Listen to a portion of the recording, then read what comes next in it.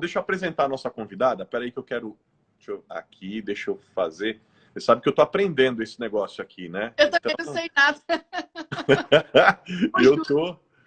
Eu tô dando um jeito, eu tô aprendendo. Deixa eu ver se tá certo.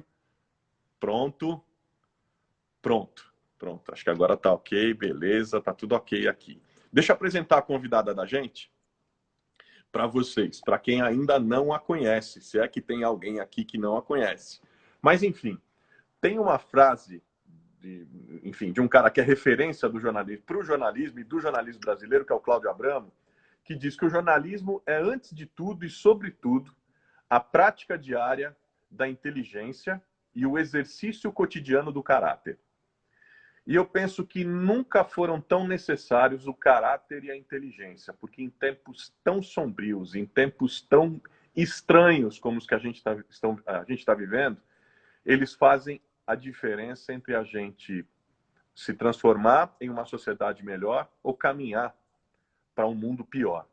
E eu abro com essa frase porque entre tanta gente que passou por aqui, e quem está nos acompanhando sabe, cantores, artistas, humoristas, teólogos, teólogas, pastores, pastoras, ativistas sociais, empresários, enfim, gente de todo tipo aqui partilhando experiências com a gente não podia deixar de ter alguém que está todos os dias literalmente no caos e fazendo isso para informar as pessoas, para trazer informação para a gente. O papel do jornalismo, para mim, é fundamental em qualquer momento da história.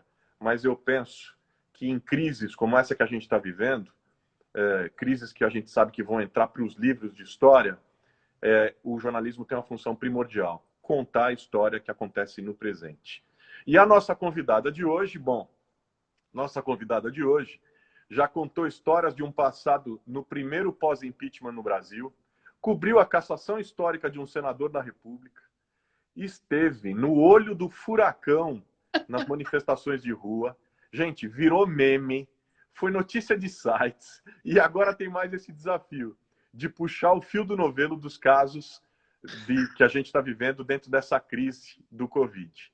Enfim, está com a gente a Verusca Donato, repórter, apresentadora da TV Globo, e é um prazer enorme ter você aqui, viu, Verusca? Aliás, eu queria já agradecer também à TV Globo por ceder sua presença nessa noite aqui para a gente, principalmente nesse tempo que a gente está vivendo, que a gente sabe que as redações estão super sobrecarregadas. Mas, enfim, já vou começar direto perguntando para você, o que mudou na vida de repórter no meio desse caos que a gente está vivendo?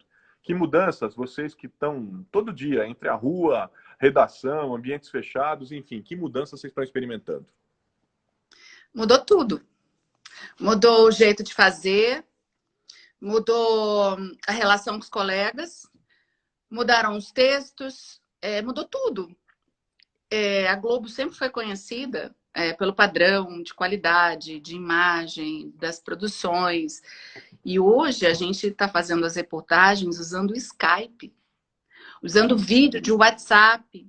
E muitas vezes não, eu digo sempre priorizando as histórias. Então a gente acaba fazendo vídeos, gravando histórias para poder levar para as pessoas, com vídeos com péssima qualidade, porque o Wi-Fi não funcionou na hora de gravar, porque a pessoa não tinha um bom aparelho na hora de gravar, porque a pessoa não podia, naquele momento que a gente gravou, sentar e poder falar com a gente. Então, às vezes, a gente grava com a pessoa no WhatsApp, a pessoa andando, ou no carro. Quer dizer, quem que poderia imaginar que um dia, né, com todo o padrão de novela, com todo o padrão de jornalismo que foi criado lá atrás, a gente passar por isso e ter isso... Mas eu acho isso muito bacana também, porque são histórias que interessam, são fatos, né? E não só a plástica. A plástica é interessante, claro. É bom, porque ninguém gosta de ficar se agredindo, né? Não é se agredindo, olhar para coisas ruins, ver aquilo que não é bonito. Mas nesse momento não dá. Então mudou tudo, mudou a relação com os colegas também, porque a gente usa máscara o tempo todo. Os colegas... Eu não sei como é que é nas outras redações, mas aqui em São Paulo é muito mais formal. Então, assim, se você chega perto de alguém, você esquece. Eu sempre fui muito afetiva. Você vê que eu mexo com a mão o tempo todo. Então, eu sou de pegar, eu sou de tocar, eu sou de abraçar. Eu também, eu sinto uma falta enorme de abraçar, de pegar, de... E aí a gente chega na redação, às vezes você É esquece. estranho. Você estranho chega... que você chega e não sabe. Aí, cumprimento, não cumprimento, abraço, não abraço. É muito estranho. Não, esses dias nada a ver, mas assim, não é do trabalho. Mas esses dias, fazia muito tempo que eu não via a minha mãe. E aí, eu precisava entregar umas coisas para ela e tal, para o meu pai, enfim, saber como é que ele estava, que ele passou por um problema de saúde, ver se estava tudo bem. Cheguei, foi a coisa mais esquisita do mundo, porque assim, você chega e com aquela vontade enorme de abraçar, e ela veio também, eu percebi que ela veio com aquela vontade enorme de abraçar, mas ela veio, pisou no freio, parou, falou, opa, peraí. A gente não sabe o que faz com a mão, né? É muito estranho, é muito estranho. Agora, você falou de histórias. Enfim, que isso tem valorizado muitas histórias, e que você tem valorizado muitas histórias, né? Teve alguma história que você contou esses dias que te marcou muito? Eu sou super chorona. Eu costumo me emocionar muito mesmo. Eu me envolvo muito, até com as pessoas. Para lembrar mais recente, eu até postei uma foto do seu Joselito. É um morador de rua. A gente foi fazer ontem a chegada do frio e que tem muita gente que prefere ficar na rua do que ir para o abrigo da prefeitura. E eles dizem porque eles não querem ir, enfim. E aí a gente foi para a rua para ouvir os moradores, mostrar como é que eles estão se virando nesse frio, que eles criam barraquinhas, eles forram o chão, eles dormem juntos, agarrados, ou com bicho e tal. E aí eu encontrei o seu Joselito. O seu Joselito estava só de chinelo, um frio ontem, porque assim, foi mais ou menos umas 4 horas da tarde, fez aquele calor à tarde ontem, mas às 4 horas já estava bem gelado. O vento forte ali na Praça do Patriarca, do lado da prefeitura, ali perto do Vale do Anhangabaú. E estava muito gelado. E ele falou pra gente que ele tem asma, tem 62 anos, e ele precisa se proteger. Aí ele pegou um galão plástico, acho que de 5 ou 10 litros, eu não sei, cortou e fez uma máscara daquelas, tipo... Eu vi a imagem. Plástico aqui. Eu vi. Fantástico, fantástico. E ele feliz. Ele estava feliz, Bezerra, ele estava feliz. Ele não reclamou em nenhum momento. Eu me ofereci para pagar um café para ele, porque estava muito frio. Ele falou que não precisava. Eu não tinha dinheiro, eu só tinha um cartão. Ele falou que não precisava, que ele tinha comido. Uau. Me emocionou. Eu imagino.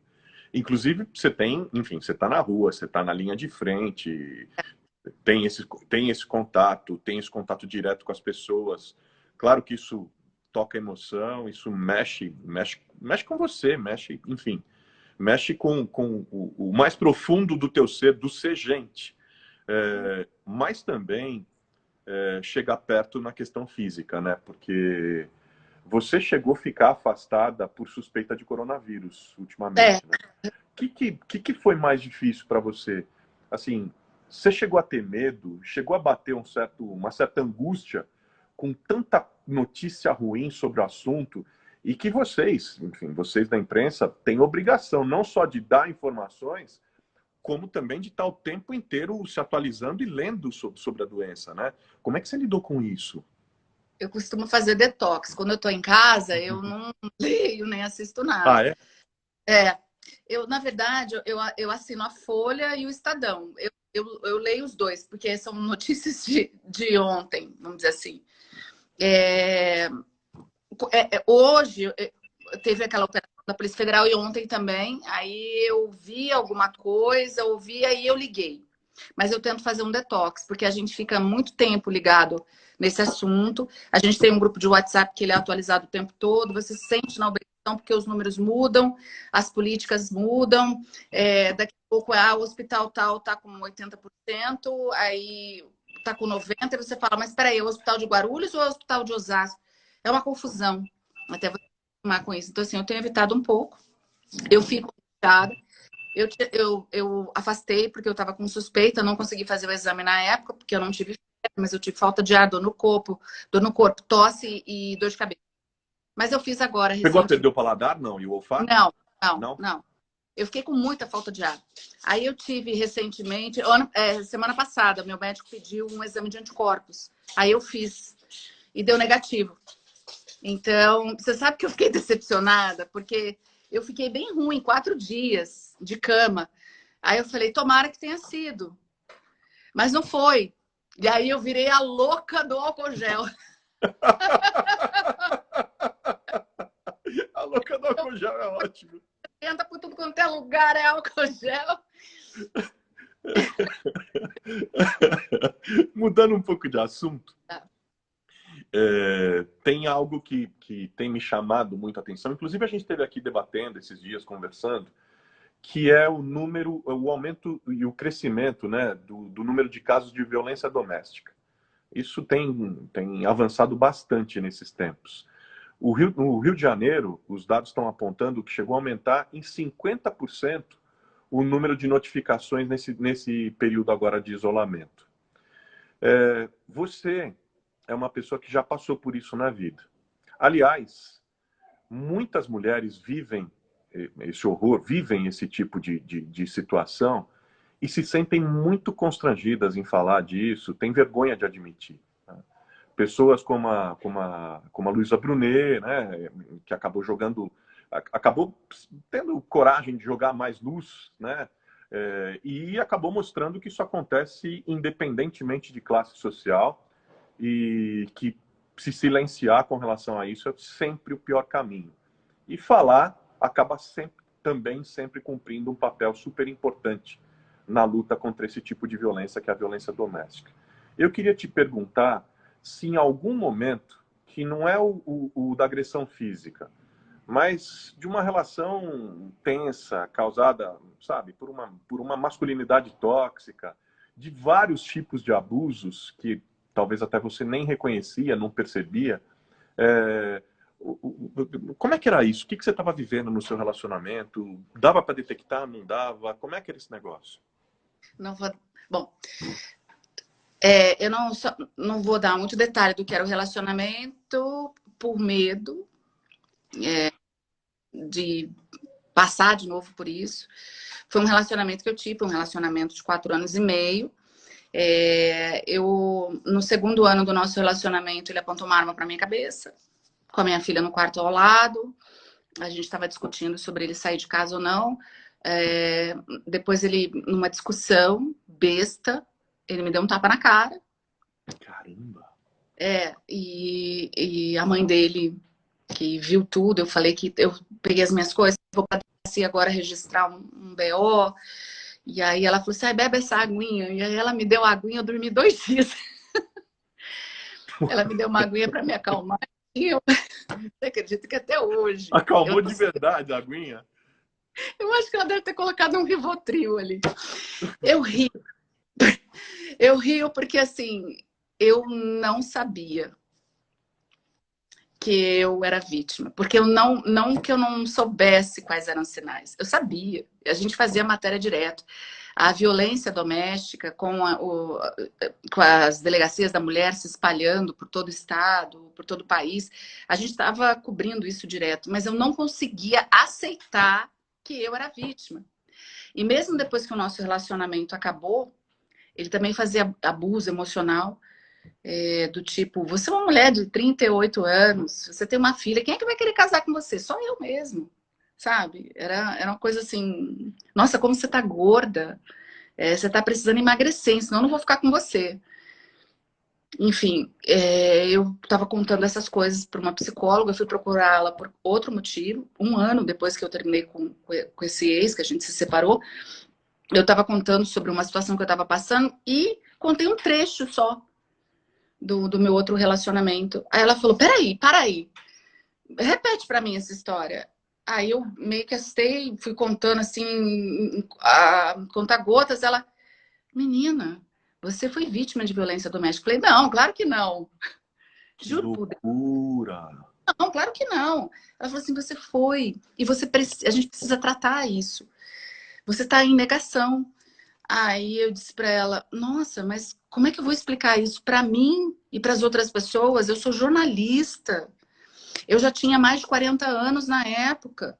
Eu sou de uma das maiores emissoras do país. Como é que eu não percebi? Quantas mulheres eu entrevistei? Quantas entidades eu entrevistei? Eu não denunciei, eu não falei, eu não alertei. O que eu vou fazer? Tudo fora a culpa, né? De você ter se maltratado, ter se escondido. Então, assim, eu ainda levei mais um tempo para contar para alguém que eu fosse na terapia. Eu levei um tempo ainda. Hoje, eu não conto assim.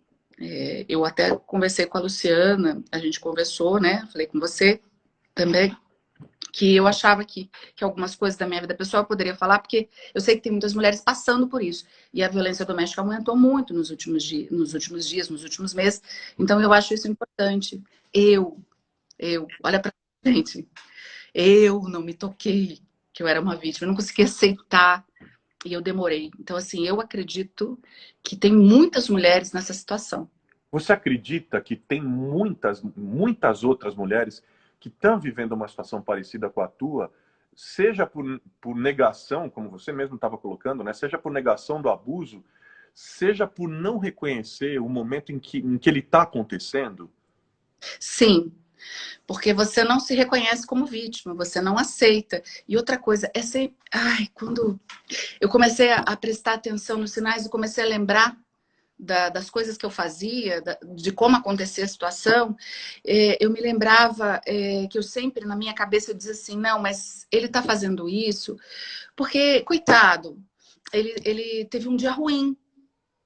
Mas ele é muito legal no final de semana, quando a gente vai para as festas, ele dança e faz todo mundo rir, ele está tendo um dia ruim. Ou então, não, mas tem razão dele ter me batido, porque ele gritou comigo, eu gritei com ele. Então, assim, tem razão dele ter me batido. Então, eu comecei a perceber que eu estava dando desculpa. É o que as mulheres fazem, entendeu? A gente não consegue. Eu tenho 47 anos, não tem problema em falar a idade. Mas a minha geração não consegue se impor. Não digo a minha geração, tem várias mulheres que conseguiram, mas eu tive essa dificuldade. E olha, Bezerra, que eu trabalho desde os 17, 18 anos. Quando meu pai morreu, a gente teve que se virar, eu, minha mãe e meu irmão, éramos nós quatro. Então, assim, eu sempre fui independente. Mas eu sempre fui dependente emocionalmente. Uhum, Eu não conseguia perceber essas coisas, sabe? Assim, eu fiquei uhum. com medo de mim, da minha ignorância, da minha ausência, sabe? E hoje eu fiz constelação familiar, que é um tipo de terapia, e eu aprendi a me perdoar, porque eu fiz o que eu conseguia fazer naquele momento. E o que você acha que você podia dizer para... Aliás, o que você diria para essas mulheres que vivem situações semelhantes a que você viveu e que ou parcela delas não se dá conta, como eu disse, né? Ou parcela delas está negando. O que você diria para elas? Bom, eu diria várias coisas, mas tem uma coisa super importante que a psicóloga falou comigo na época. Ela era uma mulher super empoderada, o nome dela é Cláudia, amou de paixão, me libertou. E ela me disse uma coisa muito importante. Ela falou assim, quando eu falava assim pra ele, não, mas é porque ele estava passando por uma... Ele estava muito no nervosismo, sabe? Ele estava perdendo emprego, tal. Aí ela falou assim pra mim, é mesmo? Ele saía com os amigos? Aí eu falei, saía. Ele vai a bares e bebe com esses amigos? Sim. Aí ela falou assim, ele bate nesses amigos quando fala sobre o desemprego dele? Ou quando ele tá bêbado? Aí eu falei, não. Ela falou assim, Não. ele bate em você. Porque você representa alguma coisa que ele odeia. Porque os amigos são homens como ele e ele não vai ter esse tipo de reação. Então, assim, as mulheres que estão em negação, em negativa, eu digo isso, observe esse homem que vive com você. Como é que ele é com os outros? Como ele é com os filhos, com a mãe, com os amigos? Como ele é com os outros homens, entendeu? É um ódio por mulheres, é um ódio por você. E aí eu acho que dá para encontrar uma resposta. Assim. Apesar de que não tem resposta para isso, né? Não, não tem resposta, ninguém pode ser violento, gente. Claro, claro, é irracional. O grande problema é como o racismo, é como um tanto de outros problemas, tantas outras mazelas da sociedade. Ele vai culturalmente se acomodando e se naturalizando de uma forma que em alguns momentos a gente fica confuso. No sentido, Isso, será que está acontecendo mesmo? Será que é? Será que eu não estou sendo radical? será que eu não estou exagerando? Né? Não, mas ele está aí. O fato é que a sociedade hoje, quando falam, né, tem muita gente falando. Aliás, hoje eu ouvi uma história tão chocante de uma pessoa que trabalha comigo. Verusca, eu quase caí de costas. Assim, a gente estava sentado, a gente estava numa reunião online, né? Eu estava conversando com ela é uma mulher muito forte, muito ativa, né? Tá comigo há muitos anos, tal. Aí ela é negra, né? E aí eu tava conversando com a equipe e tal, não sei o quê. E aí eu designei uma outra mulher negra para uma função que era uma função importante de comando de um projeto e tal. E aí eu falei brincando, falei, ó, gente, aqui é o seguinte, aqui tem preto no comando, aqui papapá, tá? Aí a gente tava rindo e tal, não sei o quê. Aí ela olhou para mim e falou assim, você tá falando nisso? Eu queria falar uma coisa. Eu vivi uma situação muito desagradável essa semana. Eu falei, o que foi?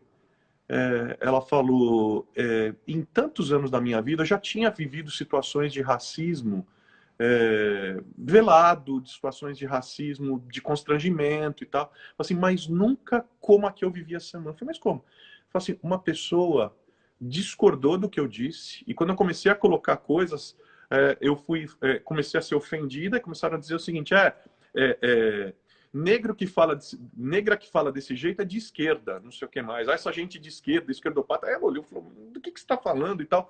Eu falei assim, é isso mesmo, sua macaca. Se dirigiu dessa maneira. Aí Mas ela começou a falar emocionada, e tem os dois lados. Eu fiquei pensando ali, eu falei, olha, para já. Vou fazer a denúncia imediatamente disso. Porque é o seguinte, tem os dois lados. O lado da naturalização, que as pessoas, tem parte das pessoas que acham normal, junto com essa parte, os dois polos ali, junto com essa parte de quem acha normal, de quem acha mimimi. Ah, não, é mimimi, mimimi nada. As pessoas não aceitam mais isso. E o outro lado é que as pessoas estão ficando mais descaradas. As pessoas estão, de fato, assumindo o racismo, a violência, o machismo e uma série de outras coisas, a falta de educação, a grosseria, a estupidez como algo, como um comportamento a ser aceitado, normalizado. Inacreditável. O caso dela é inacreditável. Enfim, está denunciando, está tomando a providência e tal. Mas é um absurdo, sabe? a gente estava no bacana de correção, vamos dizer assim, dos nossos... Está picotando um pouquinho o teu som. Peraí, tá me ouvindo? Tô ouvindo. Tá. Será que é porque eu tô um pouco longe? Vou botar mais perto. Acho que aí. Parou. Parou. Tá. A gente estava num rumo de correção, né? A gente estava se educando, a gente estava aprendendo. A gente estava aprendendo. Porque eu também não sabia que, por exemplo, a violência doméstica, o bater em alguém, você sabe que é violência, mas o emocional é mais difícil de você identificar. Uhum. E a gente começou a prestar atenção nisso. Sim. Não, eu fui criado eu sou de uma geração ainda onde o machismo é muito naturalizado, quer dizer, eu estou aprendendo, estou tentando me desconstruir todo dia, sabe, reeducar meu olhar, as minhas falas, as minhas posturas, redesenhar o meu próprio papel diante da vida. Isso é um aprendizado. Essas contenções ajudam, né, Verusca? Sim, mas agora tem um grupo que rompeu com isso. E fugiu, é que nem os alunos que fogem da escola, pulou o muro e não querem mais. Esse grupo rompeu e resolveu que eles estão corretos e que eles vão assumir quem eles são, o pior deles. Porque a gente vive em sociedade. A gente vive com mulheres, gays, trans, negros, índios. Como é que a gente vai ficar se maltratando, se tratando assim? Cabe hoje em dia você separar a sociedade por grupos, por crenças e viver isolado? Eu acredito que não. Seria uma burrice. Absurdo, absurdo. Né? Voltou a falhar por algum motivo. Voltou a falhar. Acho que agora... Você não tá de fone, não, né? Não, não tô. E para mim... Interessante. Olha lá, tá cortando. Principalmente se você se move, se você se vira. Não sei se pode ser um cabo, alguma coisa. Não, não. Ele tá sem carregar, sem nada. Deixa eu botar aqui perto. Mais perto do sinal, ver se ficou bom. Tá bom? Ah, tá legal, tá legal. Queria falar de outra coisa que eu acho importante. inclusive que eu acho que você tem uma boa contribuição para dar aqui para a gente, que é sobre, enfim, que é outro dado alarmante. A gente estava falando de violência, né? Outro dado alarmante que a pandemia tem provocado. A gente está aí com um número se aproximando cada vez mais do 500.000 de pessoas mortas pelo coronavírus. Tem também um número invisível relacionado com a pandemia, que é, enfim, com o isolamento social, a interrupção das atividades, o desemprego, uma série de outras questões que acabam fazendo com que haja um crescimento também do número de suicídios no Brasil e no mundo. Os números estão sendo levantados, mas eu vi alguns estudos preliminares que estão fazendo essa relação, que chega a um aumento de mais de 30% já em alguns países. Você teve na sua família, não relacionado ao Covid, né, mas você teve um caso de suicídio que aconteceu com uma das pessoas mais importantes da sua vida, que foi seu pai. Duas coisas que eu queria te perguntar e que eu acho importante você falar aqui pra gente. Teve alguma indicação em algum momento de que isso aconteceria? Eu estou falando isso até para quem convive com isso, para os familiares poderem ficar mais atentos. E como ficou a família depois da tragédia? Como é que junta os cacos depois de um furacão desse? Então, foi em 1989, estava começando a se falar em depressão como uma doença, né? A depressão já tinha sido monitorada até pelo Freud, que dizia que a depressão era a ausência do desejo, isso no início do século XX. Mas ela para virar uma epidemia, virar uma doença mesmo, foi em 89. Tanto o meu pai, a mãe dele tinha morrido, a gente estava naquela inflação galopante do Sarney, ele perdeu muito dinheiro, você acordava com dinheiro, você acordava dormir rica, acordava pobre. Era bem isso. Ele não suportou, ele começou a ficar muito, ele tinha 43 anos, ele começou a ficar muito ruim. Nossa, era super jovem. E aí ele foi à igreja evangélica, ele foi àquele grupo mariano dos carismáticos, ele foi ao centro espírita kardecista, que as minhas tias eram do centro, a fé não resolveu, aí minha mãe resolveu seguir a indicação de alguém, amigo dela ou família. Eu tinha 16 anos na época, eu ia fazer vestibular, eu não estava muito ligada nessas coisas. E aí o meu pai procurou um psicólogo, e nessas terapias, e ele pediu para ninguém da família podia saber, porque segundo ele, a minha mãe contou isso pra gente, eu não ouvi isso, tá? Foi ela quem disse, que segundo ele, ter depressão ou era coisa de bicha, ou era coisa de louco, e ele não era nenhuma das duas coisas. Então você vê que, né, ele tinha muitas questões ali que ele precisava resolver até para ser feliz. Então, não podíamos falar para ninguém da família. Minha mãe abriu o jogo com a gente, alguma coisa da doença e tal, e ele começou a fazer terapia. E aí, na terapia, ele falou pro psicólogo que ele desconfiava de uma infidelidade da minha mãe, e ele disse que ia matar minha mãe, eu e meu irmão, e depois ia se matar. Aí o psicólogo se alarmou, pediu para minha mãe chamar um psiquiatra, aí eles fizeram uma reunião os três, e aí o psiquiatra falou, olha, é ameaça de morte e tal, nós vamos ter que começar a entrar com remédio. Na época ele tomou Lexotan e a droga da felicidade lá na época, que era... Peraí, putz, o Prozac. Prozac, exatamente. Entrou com os dois, um para poder ativar e o outro para poder... O Lexotan era para ele dar uma poder... acalmada. E o Prozac era para levantar. Mas o médico falou, olha... Minha mãe, Dona Elizabeth, a senhora precisa ficar atenta, porque ele pode ter uma piora aí nesses primeiros dias. E imagina, eu sou de Mato Grosso do Sul, Campo Grande, arma era proibida, eu não me lembro, mas assim, as pessoas tinham arma em casa, não tinha fiscalização. Então meu pai tinha 2 revólveres que ele tinha fazenda, então a gente ia para a fazenda direto. E aí a minha mãe pegou as 2 armas, levou para casa dos meus avós, um facão que ele costumava carregar no carro para poder cortar mato e tal. E aí levou também. Mas um dia, em setembro, ele pegou uma faca de cozinha depois do almoço. Ele almoçou com a minha mãe, com o meu irmão e o meu tio, o irmão dele. E aí a minha mãe disse alguma coisa que precisava de dinheiro para comprar roupa para minha formatura do ensino médio. Aí ele falou, eu não tenho dinheiro, eu sou um pária, eu sou um desgraçado que não tem dinheiro para minha filha. Foi na cozinha e cortou o pescoço. Ele acabou morrendo 2 dias depois, Mas naquela época, não se dava muita atenção para essas coisas, sabe? Não, não. Não, porque o meu pai tinha, na família do meu pai, 2 tios-avós, por parte de mãe, que já tinham cometido suicídio. O meu padrinho, que era primo do meu pai, depois dele, que também cometeu suicídio. Então, assim, os tios-avós já eram um alerta. E ele já devia ter virado uma vítima em potencial da depressão. Entendeu? Mas naquela época ninguém sabia. Em Campo Grande, você não tinha muitos recursos, você não tinha internet, você não tinha essa troca de informação. E eu também não fui acompanhada, meu irmão não foi. Eu só fui diagnosticada com depressão e os médicos tomam o maior cuidado comigo. Eu tomo remédios até hoje. Eu não estou em crise, eu não tenho crise há um bom tempo, mas eu tomo remédios, são doses mínimas. Se por um acaso eu tiver alguma coisa, eles aumentam a dose. Claro. Eu tomo desde 2002. Eu fui diagnosticada com depressão quando eu vim para São Paulo.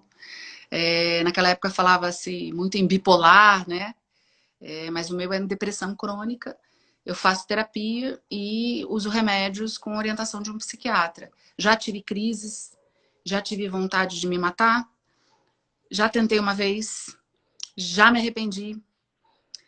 E você falou da família. Nossa família acabou com a morte do meu pai. E todas as vezes em que eu fico muito triste e penso que a depressão está chegando, me bate um desespero, não, eu não quero sentir nada daquilo que eu sentia antes. Porque eu não sei te explicar, Bezerra, eu não sei se você já teve, mas é a ausência de tudo. Sim. Sim, é paralisante, respira cores e sentimentos e sabores e enfim, sim, toda visão que você tem de qualquer coisa, ela se turpa. Não é a mesma coisa, nada. Aquela cor não é aquela cor, a imagem não é a imagem, nada faz Não, sentido. e ainda hoje as pessoas têm muita dificuldade em perceber que esse é também um processo químico cerebral. Sim. Se não se utilizar, tem muita gente que fala, não, mas isso é fraqueza, isso aqui logo passa. Alguém fala, não, fica tranquilo, vai passar, fica sossegado e tal.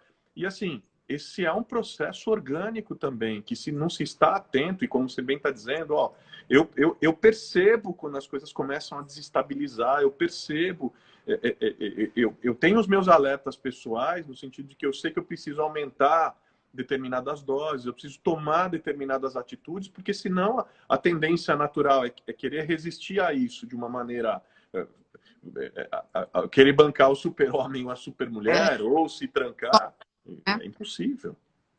Eu quando começo a sentir, para mim, assim, sempre tem uma imagem associada, para quem tem depressão e já teve essas orientações, sempre tem uma imagem associada. Para mim, é a imagem de um abismo sem fim. Então, eu já vejo aquele abismo chegando, eu já meto a mão no telefone e falo com a psicóloga, mas é com ela, né? Eu digo, pelo amor de Deus, me ajuda. Aí ela me ajuda a pensar em algumas coisas, não tem como... A orientação é você não correr, né? Pensamentos, mas é aceitá-los como algo normal. Eles pensamentos querem trazer para você e separá-los do que você de verdade pode fazer, do que é a realidade. São só pensamentos. Mas eu queria dar uma dica aqui do que a gente estava falando de família. A minha família se destruiu. Nós ficamos magoados uns com os outros, decepcionados. Muita coisa aconteceu ali, sabe? Depois disso tudo. Acusações, você tem culpa, não, é você, é você. Enfim, nossa família acabou, assim, sabe? Eu, minha mãe e meu irmão mais ainda. Eu falo com a minha mãe de vez em quando, mas com o meu irmão eu não falo. Eu sinto muita falta, mas muita mesmo. Essa época, então. E é nisso que eu penso. Quando eu tenho algum obstáculo, eu falo, meu Deus, mas o que eu estou fazendo nessa vida? Por que eu continuo aqui? Eu lembro da minha filha. Eu lembro que se eu fizer qualquer coisa, é essa a sensação, é essa que eu tenho, que ela vai ter também. Eu vou deixar isso para ela, eu quero isso para ela, eu quero que ela sofra o tanto que eu sofri. Eu quero que ela passe por isso, que ela se pergunte todos os dias, por quê? Meu pai não me amava? Por que que ele foi embora? Por que que ele tomou essa decisão? Eu não sou tão importante assim? Então, assim, ela acabou se tornando aos 15 anos uma âncora. Então, eu me agarro nisso e lembro que se eu tentar qualquer coisa contra mim, é ela quem vai sofrer.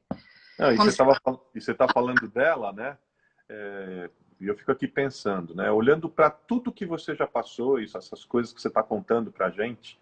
Aliás, a proposta principal daqui das lives que eu tenho feito é exatamente essa: aproximar as figuras públicas das pessoas, mostrar o tanto que tem gente como a gente em todo canto, entendeu?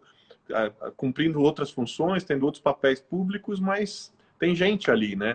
E essa aproximação, essa identificação gera coisas muito boas, gera coisas muito construtivas, muito positivas para todo mundo.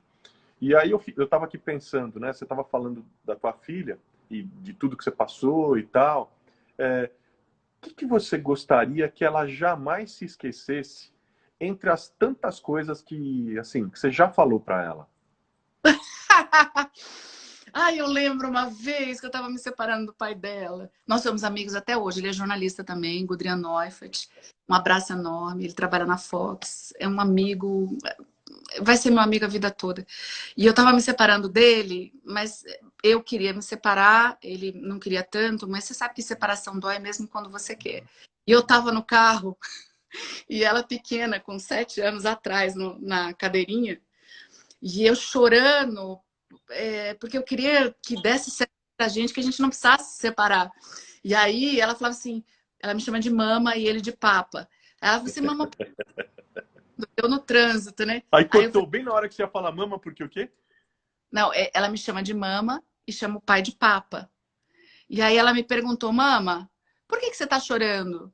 Aí eu disse pra ela, é porque, minha filha, você tem que aprender um negócio. Eu falava pra ela, você tem que aprender, você jura pra mim que você vai aprender. Primeiro você, segundo você, terceiro você, quarto você, só em quinto vem outra coisa. No caso, o filho. Aí ela falou assim, eu sou o quinto, achei que eu fosse o primeiro. Ai, que dó. É primeiro você. Você. Queria que ela... Assim, também, muito você também, você acaba virando egocêntrico, individualista. Claro. Mas quando você se faz bem para você, você faz bem para os outros, né? Eu acho que é isso que eu queria falar para ela aqui na hora.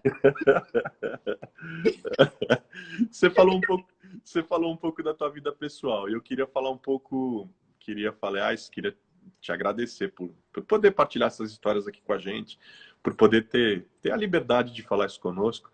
Eu queria falar um pouco da sua carreira, Tá. né? Porque, enfim, nesse entorno da vida de alguns profissionais, sempre tem um certo glamour, sempre tem uma certa curiosidade.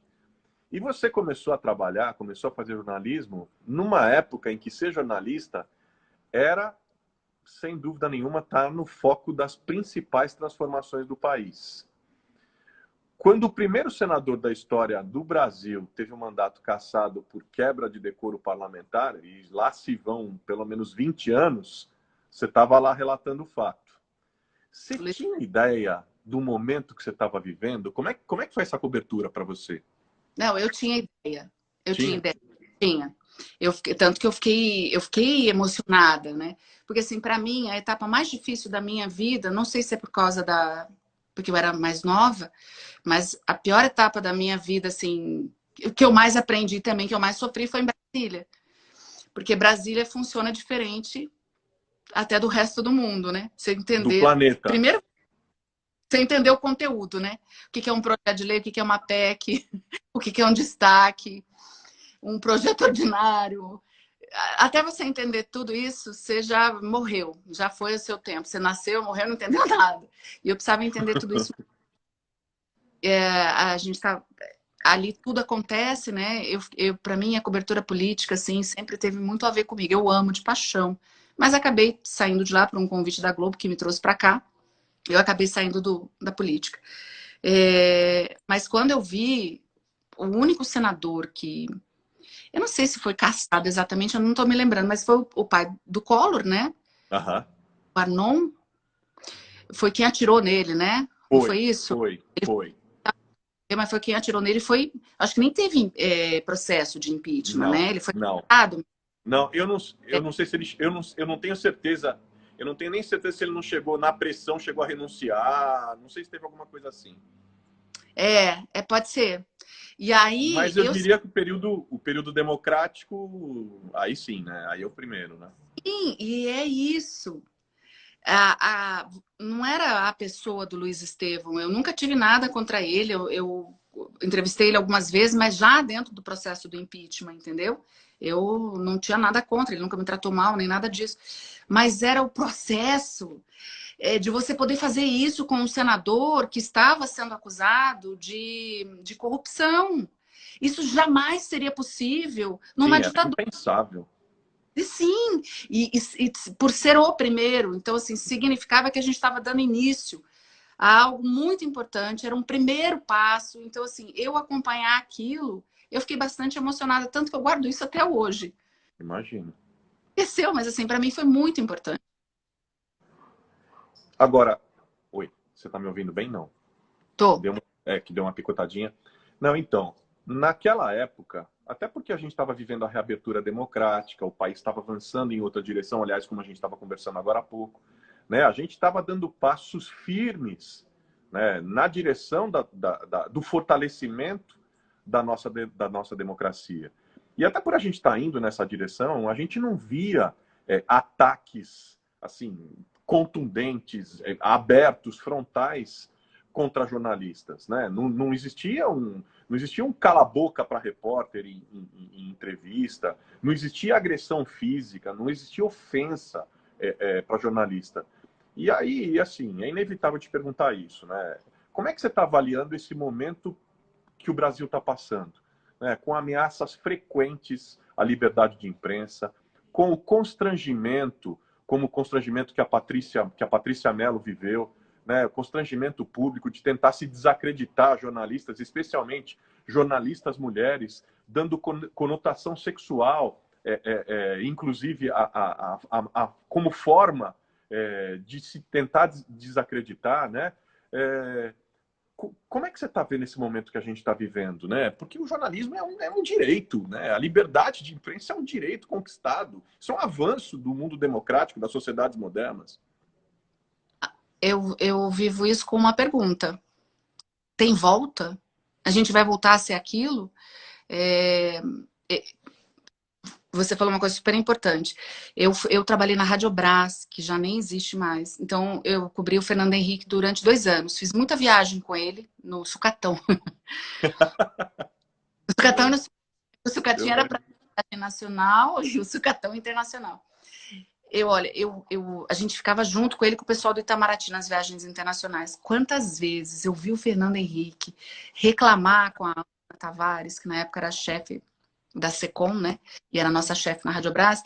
E ele não era deselegante. Ele olhava para ela e falava assim, mas por que a Folha falou isso? Ana, isso daí não tem razão de existir. Você via ele reclamando esse tipo de coisa.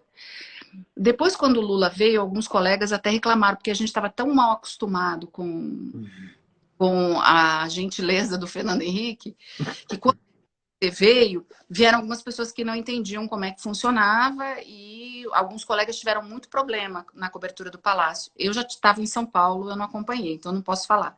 Agora, o que a gente está vivendo hoje é um absurdo.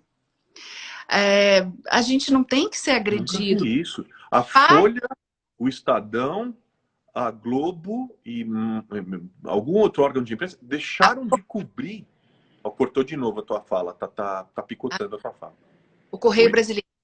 Correio Brasiliense.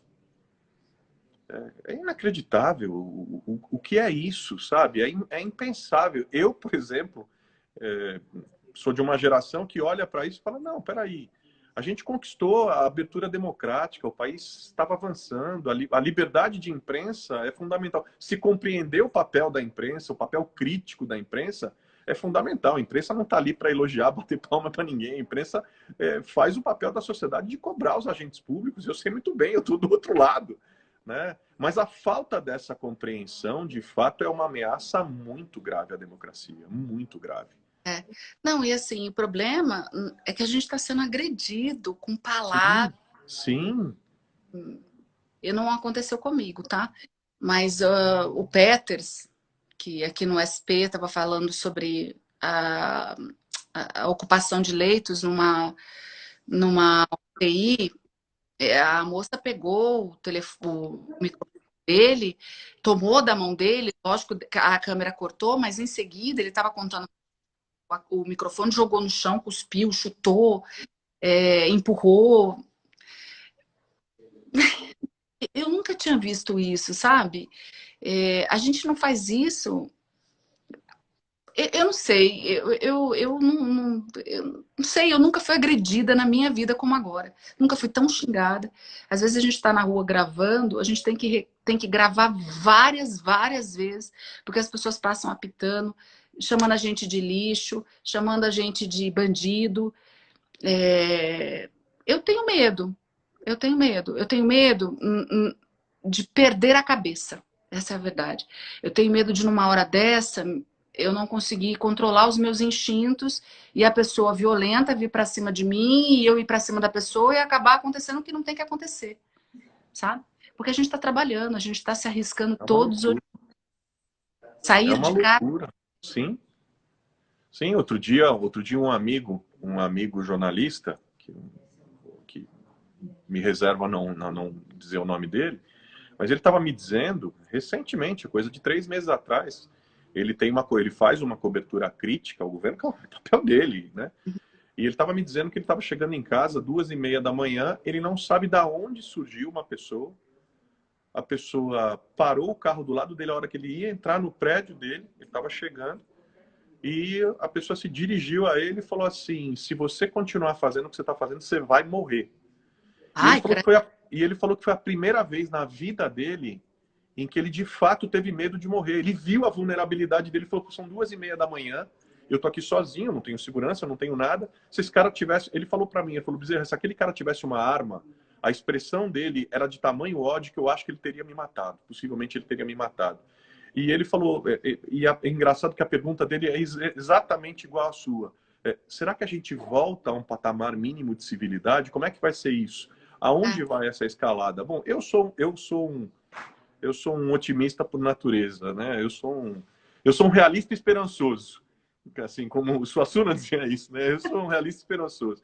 Eu ainda creio que a gente vai sair melhor desse negócio. ai, será? Eu acho que a gente resiste a isso. Tem muita gente resistindo, tem muita gente que não acha isso normal. Inclusive, eu queria falar de um outro ponto que eu acho que você encara, né? Porque você estava falando agora, a gente estava falando de violência, né? E falando do teu trabalho, você trabalha, enfim, há muitos anos você trabalha nas ruas da cidade, daqui de São Paulo, né? E você não fica só literalmente sujeito a chuvas e trovoadas, a essas coisas que você estava dizendo, xingamentos, ofensas, mas você também fica sujeito a um outro tipo de situação, que é a situação do assédio, né? Você se recorda da primeira vez que aconteceu isso com você? Como é que foi? Até o mais recente. E como é que você aprendeu a lidar com isso? Assédio sexual, você diz? Uhum. Então, eu sou de uma geração antiga que a gente achava normal o homem cantar. Hoje eu vejo as meninas que estão começando no jornalismo e eu vejo como tratam os entrevistados e eu falo, meu Deus, eu nunca fiz isso, eu nunca falei com um cara que me cantava desse jeito porque eu achava que ia perder a fonte. Eu achava que ele não ia mais me passar informação. Então, e a gente também se prestava a um papel que hoje eu tenho vergonha de rir diante de uma cantada, de fazer de bonequinha, de fazer, desculpa a palavra, mas de fazer doce, entendeu? Para você não perder aquela fonte, não perder aquela informação.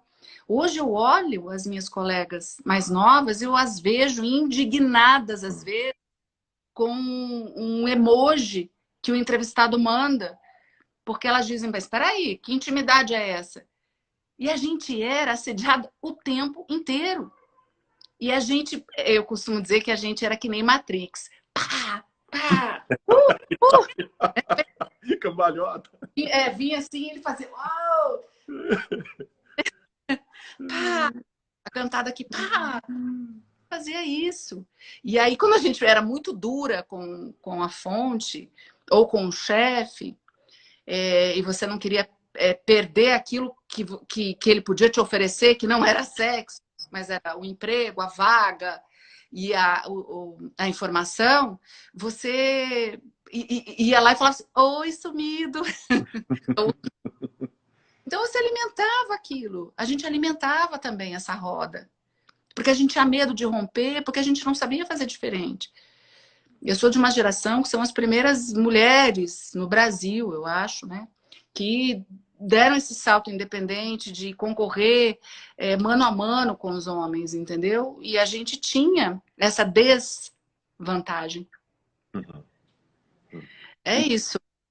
Tem outros momentos também porque assim, às vezes a situação difícil vem de outro jeito, né? Você está falando do tempo, né? Você também é do tempo em que o Pelé não era jogador, mas era ministro de esporte do governo Fernando Henrique Cardoso, né? O que aconteceu quando você foi fazer uma cobertura numa aldeia indígena, num evento que era realizado pelo então ministro Pelé? É verdade. As Olimpíadas indígenas. Na época criticou, mas assim, ele conseguiu o que ele queria. Ele chamou a atenção para o ministério dele. O mundo veio cobrir aquelas Olimpíadas indígenas. E eu, de Mato Grosso do Sul, trabalhava na época na TV Educativa e a TV Cultura. Foi até Campo Grande para gravar lá em Mato Grosso algumas tribos indígenas e usou todos os equipamentos da TVE de lá. E aí eu pedi para ir junto, que eu ia fazer a matéria para o local e ele, eu não me lembro quem era o repórter, ia fazer a matéria para o Nacional. Aí fomos em dupla, com 2 cinegrafistas, 2 repórteres e tal. E aí a gente chegou na aldeia, puxa, muito legal, né? Você vê índio bastante lá em Campo Grande, mas não ali no habitat deles. E aí tinha várias coisas para comer que eles botaram no rabo do fogão a lenha, assim, costumam fazer muito isso nas fazendas, né? E ali também. E aí tinha várias coisas, almôndega. A hora que eu vi aquela almôndega, eu falei, nossa, que delícia, adoro almôndega. Aí eu comecei a servir.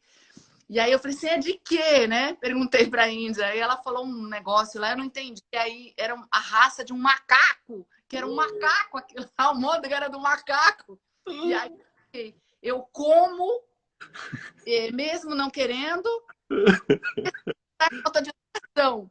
Mas eu pedi para explicarem para ela, ela ficou me olhando, como assim você não come macaco? Não.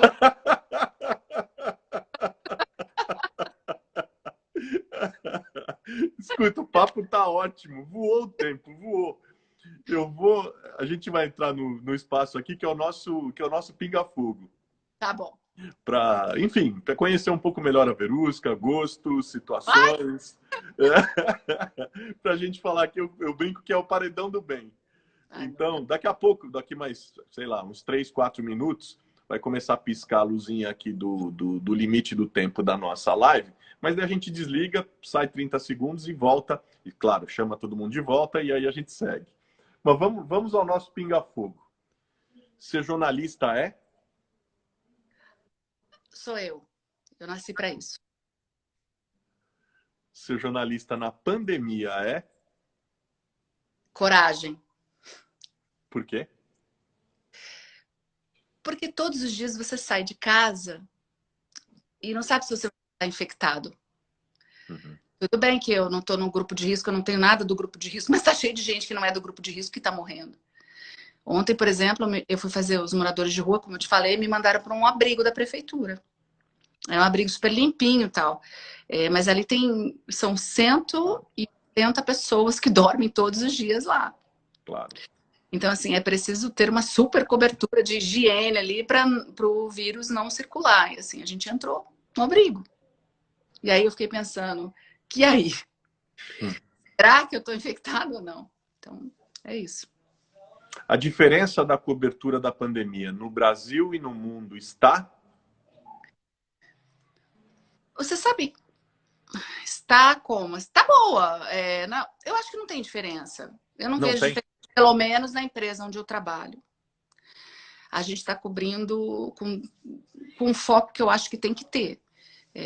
A gente está com foco na ciência, na OMS. Eu acho que tá bom. Eu acho que não tem que mudar nada.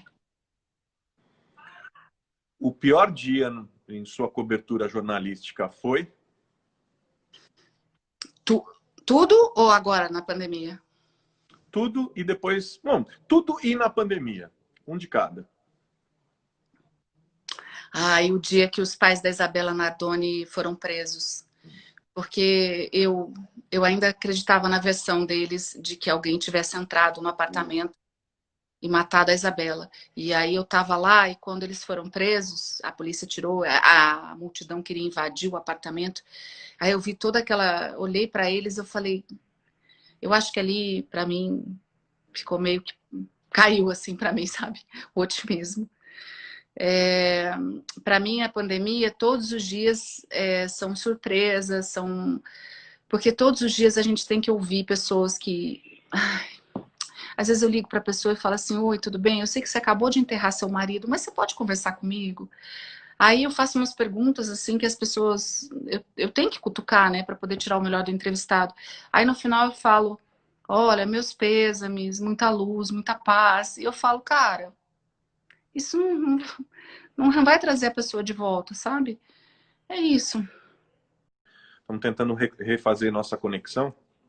Eu Oi, sugeri para ela para usar o melhorou? 4G. Eu estou usando... Na minha casa, o Wi-Fi está super bom, mas Ah, toda vez que eu vou fazer a transmissão com Wi-Fi é péssimo. Aí eu estou pois é, usando o 4G direto. tem muita variação, né, de onda, deve ser. E também essa sobrecarga, né? Tem live de tudo. Aliás, meu perfil é live. É, né? Todo mundo.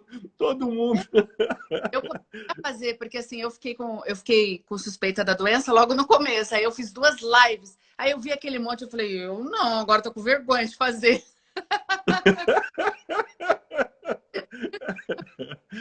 Mas você falou que você ia contar uma história. Bom, é outra história do Pantanal. Eu fui fazer uma matéria pro SBT Brasil, do Boris, lá é a TV Campo Grande, e a gente tinha que mostrar a criação de jacaré em cativeiro, eles estavam começando a exportar o couro do jacaré para fazer sapato, bolsa, enfim. O dono dessa fazenda, era uma fazenda linda, ali no interior de Mato Grosso do Sul. Ele adorava jacaré, ele tinha o cativeiro dele, a criação, e aí ele chamou a gente para ver os jacarés de estimação dele. Aí ele tinha uma lagoa. Aí a gente foi, né? Ele botou a gente na caminhonete, ele era uma cabine dupla, eu, cinegrafista. Ele falou, vocês vão ver uma coisa mágica. Aí eu falei, puta, que legal, né? Ele não contou o que era. Aí a gente chegou e eu vi que ele pegou um saco de frango congelado. Ele comprava o frango e matava o frango para dar para os jacarés. Chegou na beira da lagoa. O nome dele, chamava ele de Monteiro. Aí ele começou assim, vem. E esse vem. É como você chama a vaca no pasto lá em Mato Grosso. Aí fala, vem. As vacas vêm tudo correndo porque elas acham que é comida, sal, essas coisas. E aí, eu juro, os jacarezinhos começaram a levantar assim a cabeça. O quê? Fazendo ouvir lá embaixo da água. Eu sei que eles começaram a levantar e ver aqueles jacarés. Falei, cara, eu não tô acreditando, a gente vai morrer. Tudo em volta dele. Um monte de couro. Era muito jacaré, tudo adulto. E eles ficaram assim, olhando para eles, tudo assim, baixinho. Tô fora. Começou a jogar os frangos pros jacaré. Aí disse, não, essa matéria foi pro Boris Casoy, do SBT Brasil. E eu achei fantástico aquilo. Como é que alguém podia gostar de jacaré? Deus me livre. Não é muito bom. Em frente, aqui no Pinga Fogo. Ter a porta acidentalmente aberta de um voo de durante um voo de helicóptero é... Apavorante. O quê? O duro foi o seguinte, era Bom Dia São Paulo, a gente estava de madrugada, a gente tinha acabado de fazer um acidente de trânsito, e no Bom Dia São Paulo você voava quase 2 horas. A gente tinha acabado de fazer um acidente de trânsito, estava indo para outro. Aí a porta faz assim, né? Ela abre para Sim. cima. Ela abriu, aí veio aquela ventania Meu Deus. na hora, Meu e a do Deus. meu lado, na hora me puxou, assim, puxou minha perna, meu pé chegou a sair para fora, assim, do helicóptero. Se eu tivesse com uma sandália, eu teria caído lá embaixo. Aí eu dei aquele berro, e aí coitado, o piloto fica na minha frente. Ele Meu Deus. de um motorista, ele fica do outro lado, fica no lado direito do helicóptero. Aí ele tentava fechar a porta e eu ajudando ele a segurar, mas o vento era tão poderoso que a gente não conseguia travar. E aí o helicóptero foi perdendo estabilidade, foi ficando meio assim no ar, né? Aí que eu gritava mais ainda. Ele falava assim, Verusca, se você ficar desesperada, aí é que o helicóptero vai mexer. Aí, assim, eu abaixei assim, que nem feto. Aí eu comecei assim, Senhor, me perdoa, perdoa minha mãe, mãe, me perdoa, irmão, me perdoa, perdão, universo que eu já tinha pegado. E aí eu assim, Senhor, cadê o meu filminho? Cadê o meu filminho? Cadê? Tô esperando o meu filminho da vida, né? E vem aquele filme de lembrança. Aí eu falei, cadê o meu? Cadê o meu? Aí eu só senti uma figura passando por cima de mim. Já pensei, né? Putz, já tô no inferno. Aí a figura assim, passando por cima de mim, eu assim, né? E aí pegou a porta e pá, fechou. Aí ficou aquele silêncio assim no helicóptero. Na hora que eu olho, é o cinegrafista. Ele estava no banco da frente, ele saltou para trás, passou por cima de mim e fechou a porta. Caramba! E ria muito. Aí eu falei, que horror, que vergonha, eu aqui dando escândalo e o cara rindo, ainda me salvou ainda. Isso sempre acontece com a gente, né, fulano? Fulano, tal. Mas nunca aconteceu com repórter dentro, né? Aí eu assim, agora eu vou dar uma de macho aqui dentro. Foi normal, super legal. Pô, gente, desculpa aí, mas eu tava fazendo tipo. E eu, morrendo de medo, ainda voei até o final do Bom Dia São Paulo. Gente. Porque, olha isso. Não, eu morro de medo. Uma vez, eu morro de medo e tinha um prefeito, a gente, enfim, por causa da própria atividade, eu fui líder várias vezes e eu me lembro de várias vezes ter, por causa da minha função de liderança, ter que acompanhar governador, prefeito e tal, acompanhar e ir junto. Eu nunca gostei de ir, nunca gostei de ir. Mas tinha um prefeito, que era o Kassab, que adorava tirar sarro. E ele sabia que eu morria de medo. Entendeu? Eu não gostava de jeito nenhum. Teve uma vez que a gente foi indo, era para a Zona Leste. Eu só ia acompanhar e ele, não, você tem que ir, porque eu ia despachar com ele e eu ia voltar de carona, já de carro. Verusca, começou a chover. E eu fui vendo aquela tempestade vindo, se formando, e as nuvens vindo e vindo e vindo. E eu desesperado. E ele olhava para trás, para mim, ele sabia que eu tinha... Ele ria, mas ele ria. Eu falei, mas qual que é a graça disso? Mas eu me lembro que foi tão sério que eu me lembro que o helicóptero não pôde seguir, teve que dar meia volta e a gente desceu no estacionamento do Shopping Aricanduva. Não vou esquecer isso nunca mais.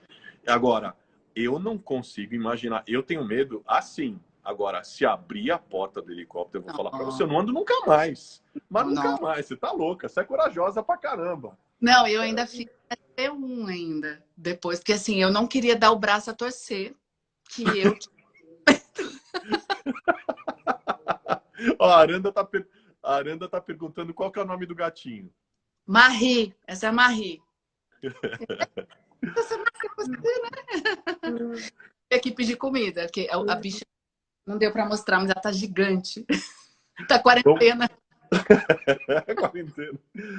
A matéria que vai para a prateleira, das suas prediletas é?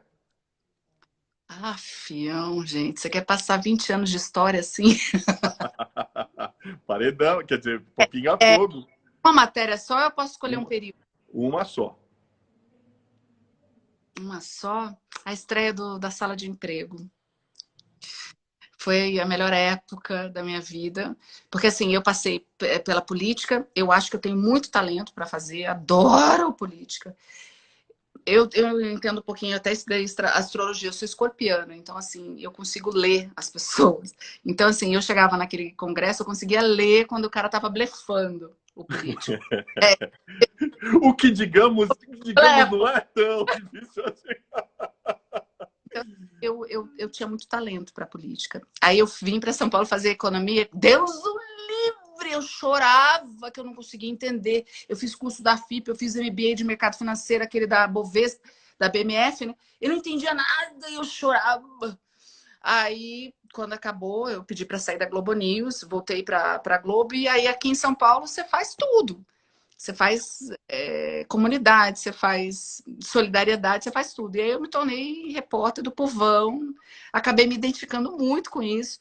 E aí fui fazer a sala de emprego. Foi a minha melhor época. Se eu tivesse que escolher uma reportagem, eu escolheria uma época. A sala de emprego no Jornal Hoje. Legal. E, bom, já que você já falou, sua preferência? Microfone na mão, na rua com o microfone na mão ou atrás da bancada no estúdio? Menino, eu fui apresentadora da Globo News. Fiquei 4 anos. Só que eu era de uma época em que apresentador só lia TP. E era muito frustrante. Eu tinha 29 anos, eu queria conhecer coisas, eu queria saber. Era muito frustrante. Então, assim, eu ia ser a mais famosa, a mais conhecida, mas peraí, cadê a minha evolução? Entendeu? Intelectual, a minha evolução pessoal. Não, eu quero. Aí eu pedi para voltar para a rua. Hoje os apresentadores são outros, né?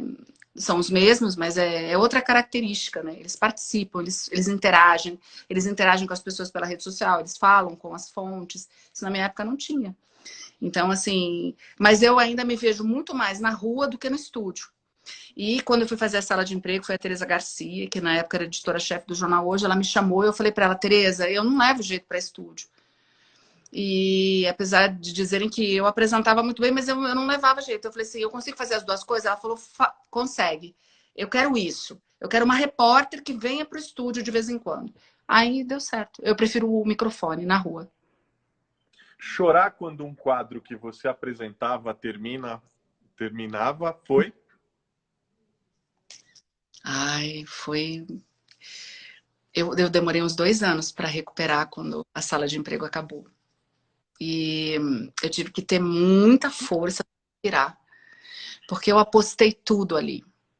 Eu apostei a minha carreira, eu apostei os meus próximos passos, e, no entanto, foi tirado de mim por uma questão, não foi nada pessoal, foi algo editorial mesmo, o jornal seguiu uma outra linha, uma linha que eu até acho bem melhor, mas eu dei 10 passos para trás. Eu não conseguia ir para frente mais, entendeu? Porque aquilo que eu sabia que eu me capacitei para fazer, já não existia mais. Uhum.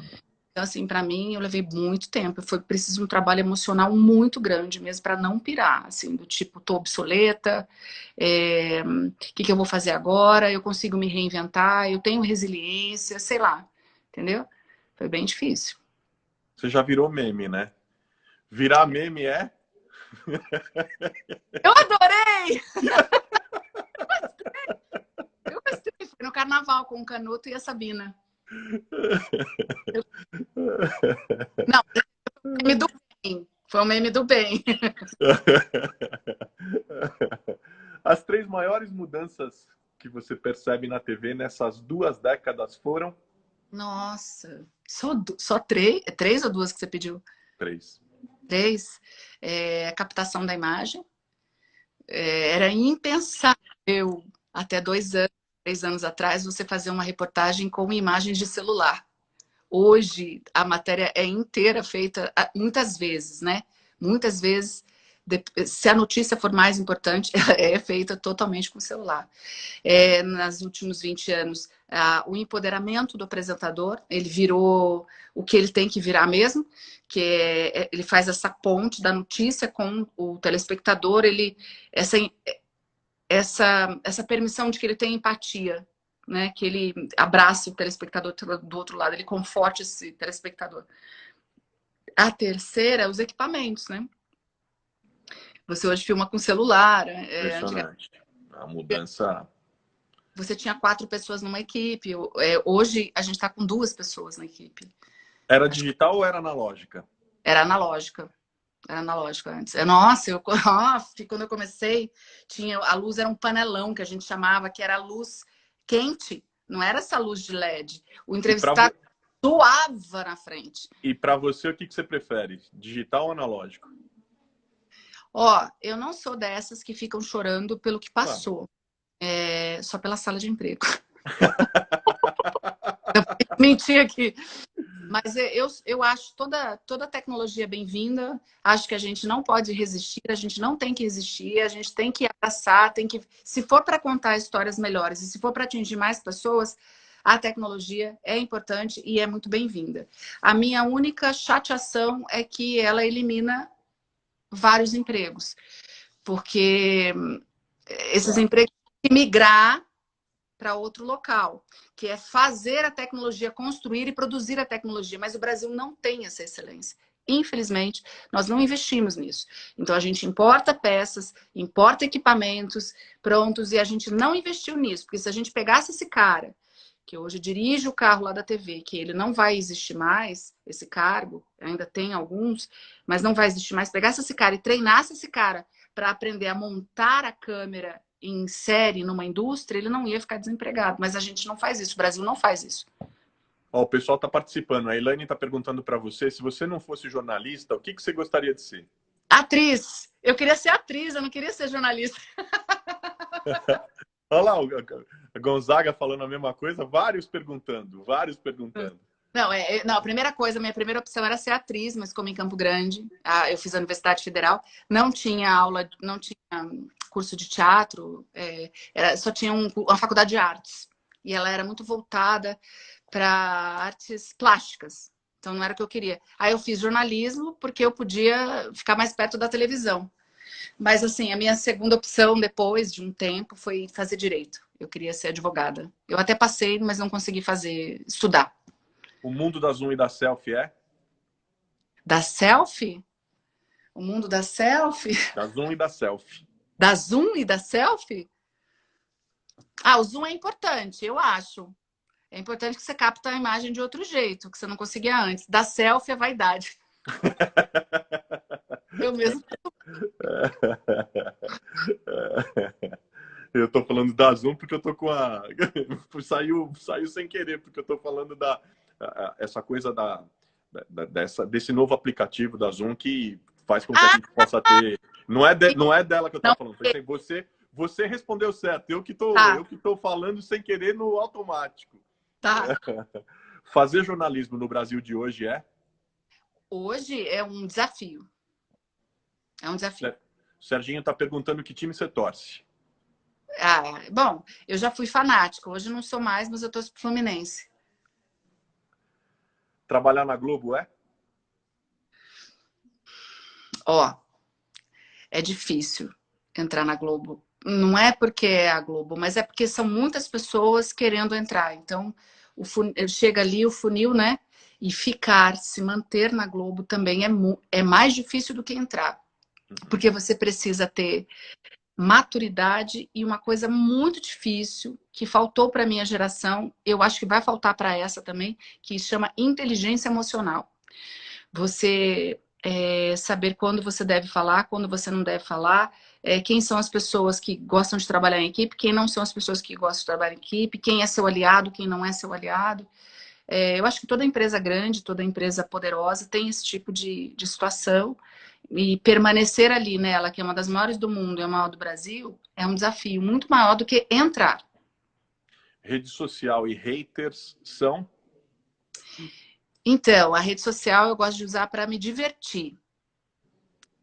Eu não posto nada muito sério, a não ser alguma campanha que eu acho importante. E os haters, eu tenho dó. Eu tenho dó de uma pessoa que fica alimentando um sentimento tão ruim, tão desprezível, virtual, na rede social, para alguém, às vezes, que não está nem aí, né? Eu costumo dizer que não tem nada pior, não tem mal maior que o hater possa fazer pra gente do que nos fazer odiar, como ele odeia. Que ele faz para ele mesmo, né? Ele tá perdendo ele está alimentando um sentimento muito ruim, que atrai coisas. Agora, uma curiosidade. Virar notícia da Contigo porque deu banho no coelho é? Mentira, eu virei! Mentira, juro!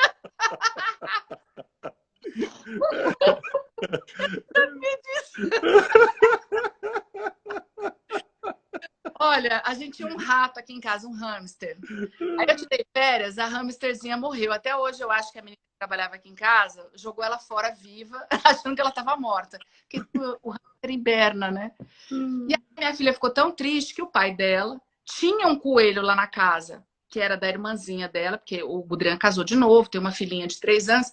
Eles compraram o coelho para a menina e não aguentavam mais o coelho, porque o coelho já tinha ruído tudo na casa. E queria se livrar do coelho. E aí ele falou assim, ó, Vzinha, eu vou dar o coelho pra Carol, porque ela tá muito triste.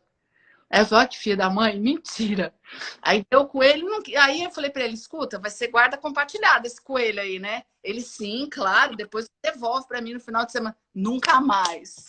Ele tá gostando tanto daí, deixa ele aí. Ele não sabe o pior. A minha filha deu o nome de Roger, em homenagem... não, é o Roger Taylor, né? Que é o baterista do Queen. Do Queen, aquele filme do Queen umas 1000 vezes, do Fred Mercury. E ela se apaixonou tanto que ela deu bateria por causa dele. E botou o nome de Roger no coelho. Porque o coelho, ele ficava com a gente, ele era bem piludão. Ele chamava Coelho Leão. Ele era bem carinhoso, mas chegava uma hora que ele se estressava, ele pegava o braço, fazia que nem cachorro no cio. Começava a fazer assim no braço. Aí a gente achou que ele fosse macho. Eu falei, esse coelho tá no cio, é melhor a gente arrumar um lugar para ele. Porque assim, poxa, criar coelho dentro de apartamento. Aí eu arrumei um amigo que tinha uma tia que criava coelho. E que a coelhinha tinha morrido e o coelho macho tinha ficado sozinho e estava muito triste. Aí levou para a fazenda, foi um chororô aqui em casa, todo mundo se despedindo do coelho. Porque eu dava banho mesmo no coelho, porque estava muito calor e ele era muito peludo. Você botava ele na bacia, ele ficava assim, ó. Ele desmaiava, você tinha até que ficar com a cabecinha dele assim para não afogar. E aí a gente descobriu que o Roger era Rogéria. Que a Rogéria engravidou. Nossa, eu tô rindo a mais. Porque eu tô rindo a mais porque aqui em casa eu tenho uma história igualzinha. Ah, mentira!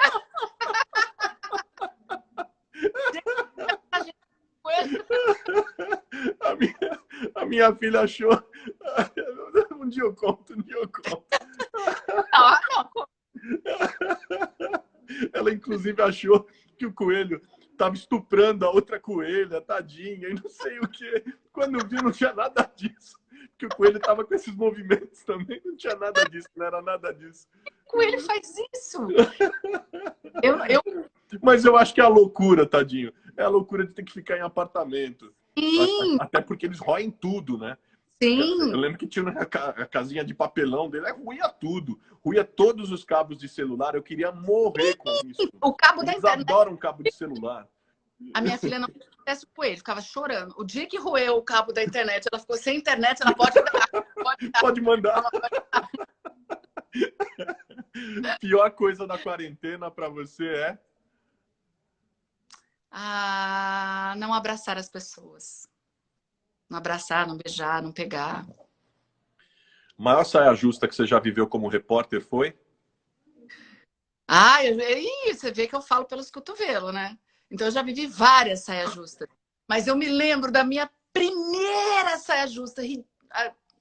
Eu fui fazer uma entrevista com um secretário de obras lá de Mato Grosso do Sul, secretário estadual, e tinham várias obras que estavam paradas, viraram esqueletos, né? Era um estádio, outro era um tribunal de justiça que ninguém terminou. A gente foi fazer a entrevista com ele para saber por que estava daquele jeito. Eu tinha 19 anos, eu estava começando na faculdade, eu queria mudar o mundo. E aí eu cheguei, e aí ele falou, né? Deu as explicações dele. Eu falei, secretário, por favor, fala a verdade, o senhor tá ó.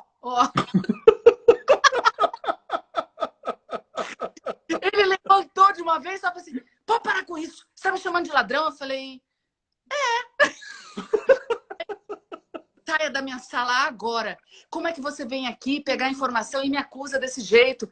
Aí eu falei, cara, eu acho que eu falei alguma merda. Depois, essa pra para mim foi assim, eu não esqueço até hoje. Mas teve muita saia justa já. Eu falo, meu Deus. Comer um prato só com quiabo, é? Ai, credo. Não, não, eu gosto de tudo, mas quiabo, Não vai. aquele não gosto não. Fazer tricô e crochê ou tocar violão? Ah, fazer tricô, tocar violão. Eu tenho um Ser violão. mulher... Ser mulher bem-sucedida, é? É difícil, é solitário. É solitário, como dizem mesmo, é solitário. E eu ouvi muito homem dizendo isso. Homens que não queriam me levar para a cama, nem homens que queriam me namorar. Mas muitos deles disseram, você está sozinha porque você assusta. É solitário. Networking ou sobrenome famoso? Ah, não, networking. Não, networking. Óbvio. Glória Maria ou Maju Coutinho? Então, a Glória eu conheci muito pouco. Agora a Maju, gente, a Maju É sempre tudo de foi um bom, né? doce. Não, assim, desde quando ela trabalhava como repórter, ela é o tipo da repórter que divide a informação com você. Sabe? Ela troca a informação. A Maju é aquilo que a gente vê no ar mesmo. Ela é maravilhosa. Eliane Brum ou Eliane Cantanhede? A Cantanhede, eu conheci em Brasília. Ela é uma baixinha séria. Porreta. Brava. Feroz. É. Folha de São Paulo ou Estado de São Paulo? Ah, depende. A Folha, eu posso até estar falando besteira, pelo amor da Folha, é tipo assim, ai, governo, sou contra. Então, do contra é a Folha. E assim, Ué, mas ela não é a foice de São Paulo? diz que ela é a cara de São Paulo, o mau humor do paulistano, né? O paulistano questionando as coisas. Mas por quê? Mas por que tem que ser assim? Por que não tem que ser assado? Então, assim, a Folha abre para mim. Abre a minha cabeça. Às vezes, coisas que eu não pensei, ela me mostra. E o Estadão, ele é quando eu quero aprender mais. As matérias de economia são... Ele é mais conservador, né? E ele Assim, é disso, né? Então, ele tem mais conteúdo. A Folha é mais crítica e eu acho que o Estadão tem mais conteúdo. Ele te oferece mais isso. gastronomia. Coxinha ou mortadela? Ah, não, peraí. Você tá fazendo trocadilho aí? Não, aí não. A filha da mãe. Os dois engordam.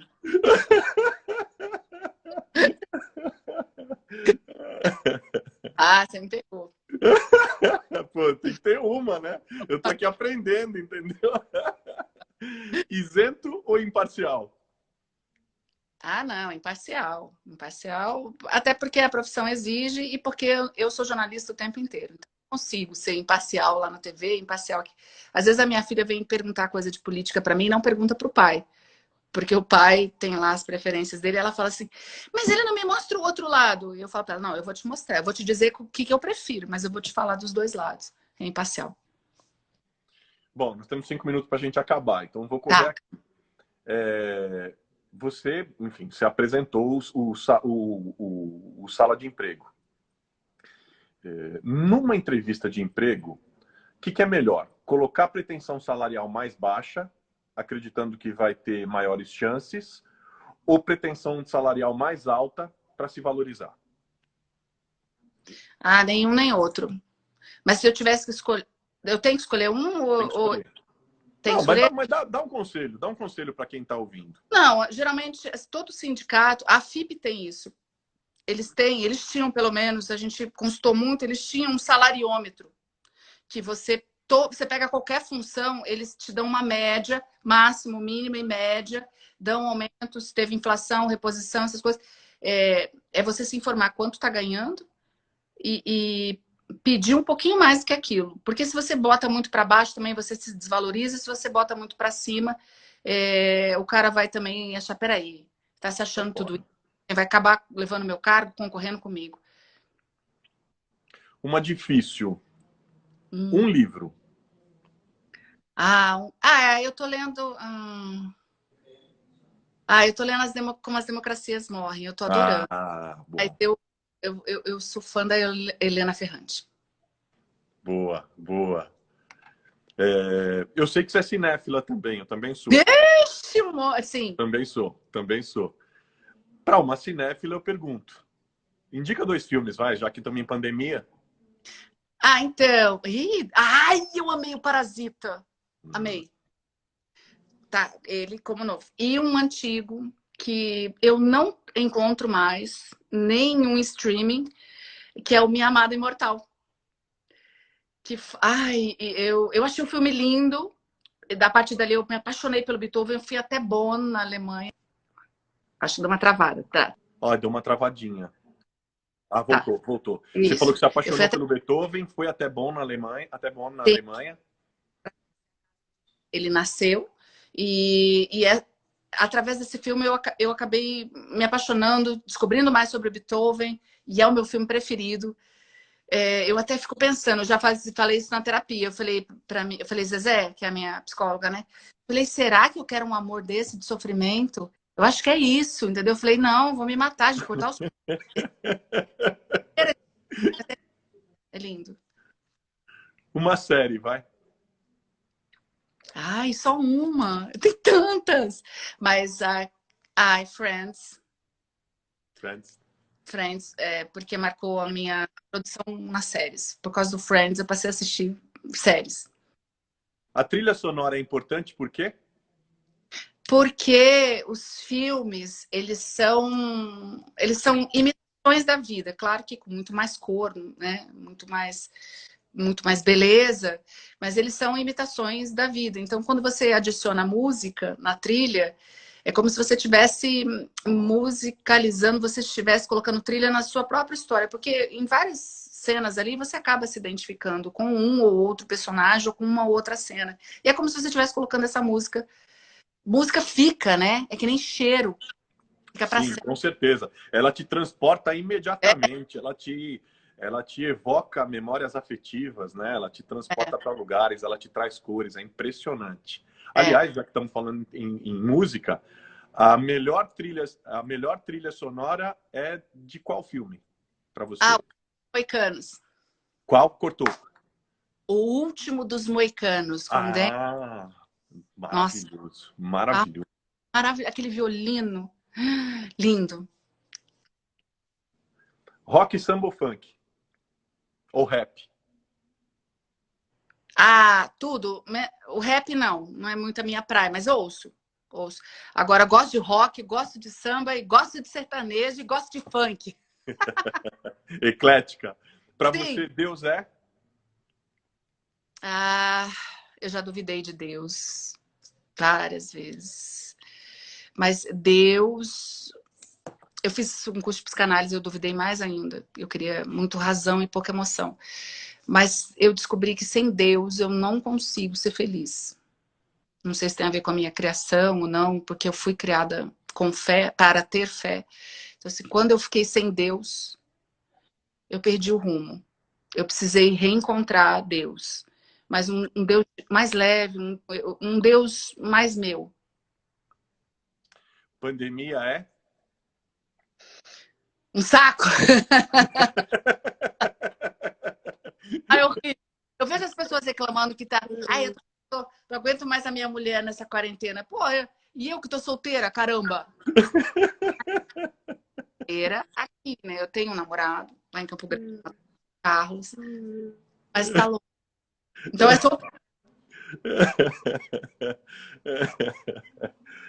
Bom, para encerrar, para a gente terminar a noite, depois desse papo incrível, das boas emoções, das boas risadas, a gente está precisando muito, nesse meio a tanto ódio, tanta intolerância, tanta raiva, tantos sentimentos ruins, a gente está precisando de coisas diferentes. Uhum. E aí, você estava falando do Beethoven, né? Do quanto que você gosta dele, se foi até a cidade dele, enfim. E para além de bom de música, ele também era bom em cartas de amor, né? Minha amada imortal. é um filme baseado numa carta de amor que ele deixou antes de morrer para uma suposta amada imortal que até hoje a história não conseguiu descobrir quem era. Você podia fechar a noite Sim, lendo uma carta dele, né? peraí que eu deixei tudo aqui atrás. Voltei. Peraí. E vou botar o meu gorro. Antes de você ler a carta de amor, o Serginho falou, vou dar mais uma canja aqui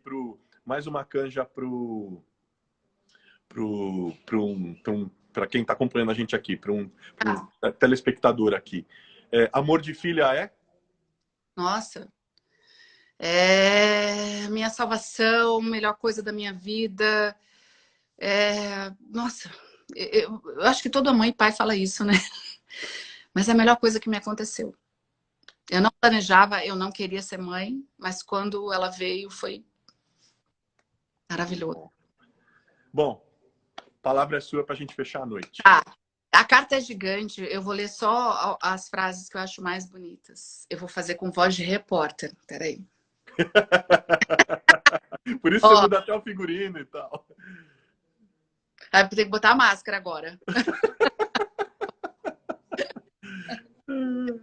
Mas vamos lá. Foi escrita na manhã do dia 6 de junho, essa. E depois ele escreveu uma outra, 7 de junho, ele juntou as duas e mandou pelo carteiro.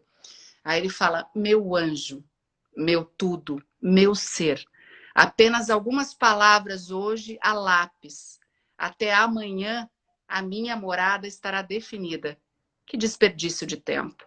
Porque essa tristeza profunda, quando a necessidade fala, pode o nosso amor resistir ao sacrifício em não exigir a totalidade um do outro? Pode mudar o fato de que você não é toda minha, nem sou todo seu? Ó Deus, olhe para a beleza da natureza e conforte o seu coração com o que deve ser. O amor exige tudo e com razão. Essa é a primeira parte, tem mais. Uau! Aí no final, a segunda parte, ele diz, embora ainda esteja na cama, os meus pensamentos vão até você, minha amada imortal. Agora felizes, depois tristes, esperando para saber se o destino nos ouvirá ou não. Eu só posso viver completo contigo ou não viver.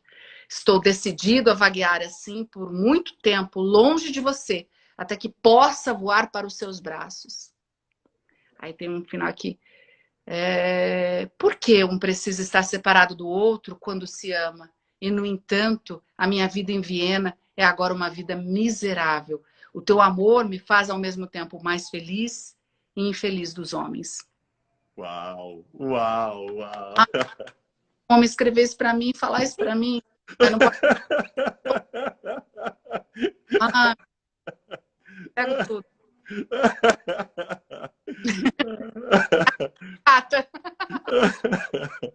Verusca, queria te agradecer, viu? Muito obrigado. Obrigada. Deixa eu abrir o finalzinho aqui para o pessoal. Muito obrigado aqui por esse tempo, pela dedicação, pelas histórias, pela boa inspiração e pela incrível mensagem de amor final aí. Obrigado. É um tempo que a gente precisa mesmo. A gente precisa falar um pouco de amor, precisa dar um pouco de risada, precisa se divertir e transcender com muita fé a isso tudo que a gente está passando. Obrigado, viu? Obrigada pelas risadas, obrigada pela oportunidade para eu falar de dois assuntos tão importantes, violência doméstica e suicídio. Depressão, né, na verdade. Muito obrigada. Foi super bom. Obrigado, pessoal. Quem está acompanhando, chegou no meio, vem sempre a pergunta final. Por favor, grava a live, grava a live. A live fica gravada. Hoje à noite, se der tempo, ou amanhã, logo cedo, a gente passa a live lá para o meu canal no YouTube, que é youtube.com/Carlos Bezerra JR Oficial. youtube.com/Carlos Bezerra JR Oficial. Também vai ser transformado em podcast. Então, nos próximos dias, você que perdeu a live, vai estar sem tempo, vai estar de bicicleta, vai estar no ônibus, vai estar no metrô, no carro, também pode ouvir e acompanhar. Caraca, eu vou virar podcast! Que chique!